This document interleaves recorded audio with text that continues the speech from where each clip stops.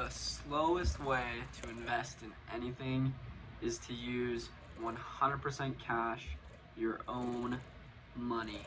Money is debt. So if you want more money, you're gonna have to learn to use other people's money or the system.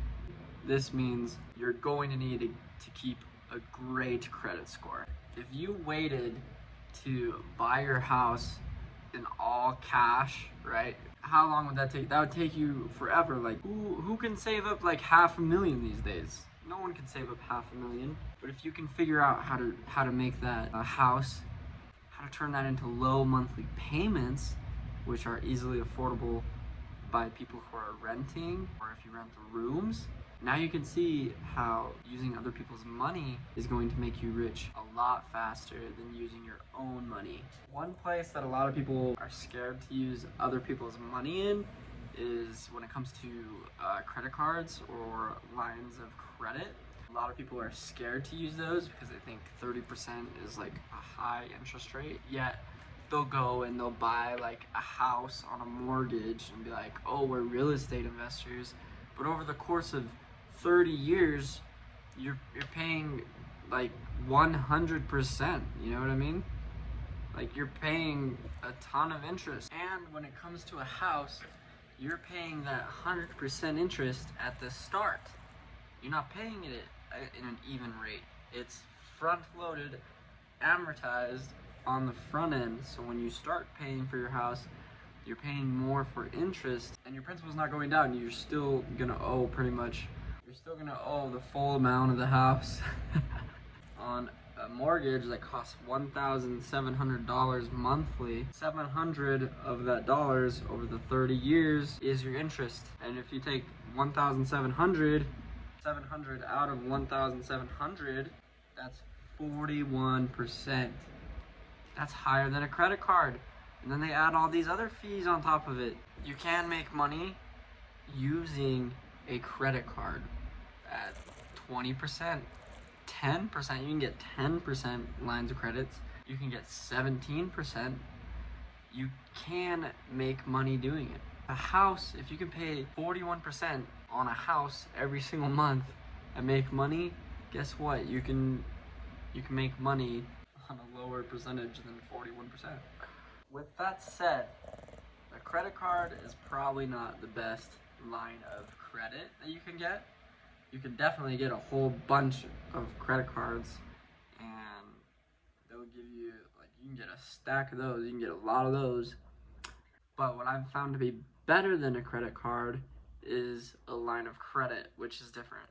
Why is it different? Because a line of credit can come from a home equity line of credit, or it can come from, well, let's just look up where we can get these good lines of credit. It can come from banks or credit unions. These have been like the best places to get a line of credit. A home equity line of credit is an amazing line of credit. You can straight up just ask, like, hey, can I open a line of credit? And they'll connect it to the bank or the credit union's credit card that they have.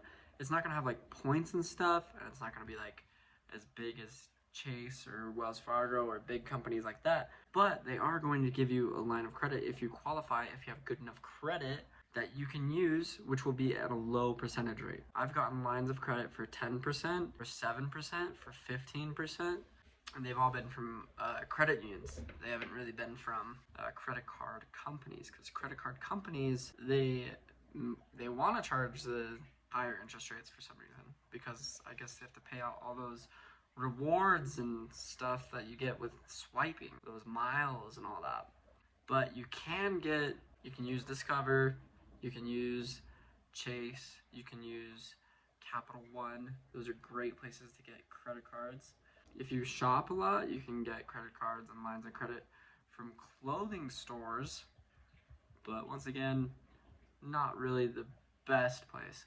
The main reason I don't like credit cards or credit cards from Discover or credit cards from retail stores is because you can't cash advance those like you can a line of credit from, say, America First, Utah First, somewhere like that, or like a home equity line of credit. You can cash advance all of that. if you really wanted to.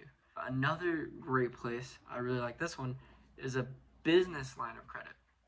When you open up a business line of credit, you can do the same thing and you get low interest rate.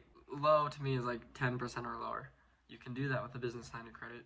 And you can usually, like, I wouldn't do it because I know these other credit lines exist where you can do it. I wouldn't do it if you can't cash advance the whole thing, because sometimes I just need to self-finance something, cash advance the entire credit line, fund an investment that's going to pay me more than the credit line charges. So if it charges me 10%, I'm going to make 50, 70%, something like that. Something that over the year I know I will beat the credit line's interest rate. The coolest thing about a credit line is that when you make your monthly payments into it, like if you're doing well and you're like, oh, I want to expand again, you can directly pull out those monthly payments again. You can cash advance them straight to your bank account again and you can max out your line of credit. The only reason you do this is because you know, and you have a long history, beating what those credit lines charge. So you're beating the 10%. You would never do this if you're gonna not beat the 10%. So I know this isn't like the best explanation of lines of credit or whatever, but it's some of my thoughts that have been really useful for me, especially the cash advancing part of using a revolving line of credit is just absolutely phenomenal. The fact that you can make your payments and then take it out immediately next month or in 3 months and then reinvest, that is absolutely crucial to growing at a phenomenal speed. So I would definitely look into, if you're a business or looking for things, for ways to invest, I would definitely look into opening tons and tons and tons of lines of credits at low interest rates. Let me know if there's ways that you know how to do this that I don't, because I would love to use them and expand my own business in my own way using what you know. So like and subscribe and leave a comment down below. Thanks. See you in the next one.